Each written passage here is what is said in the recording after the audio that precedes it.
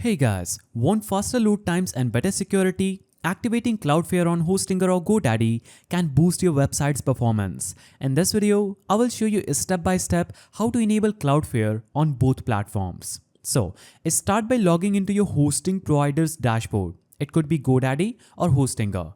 For Hostinger, head over to the website section. For GoDaddy, go to the My Products and select your domain. Now, in Hostinger, navigate to Dashboard section, navigate to Performance section, then navigate to Cloudflare. For GoDaddy, look under the DNS or Website Security section to see if Cloudflare is available as an option.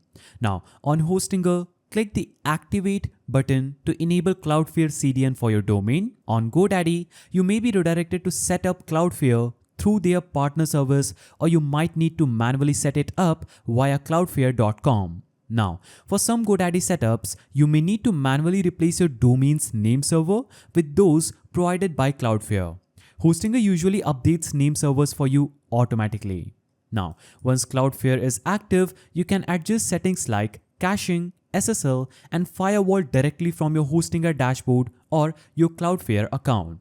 Now, for GoDaddy, you might manage it via Cloudflare's website. Now, you can visit your website to ensure it loads correctly. You should now see a speed boost and improved protection, including DDoS mitigation and HTTPS if configured.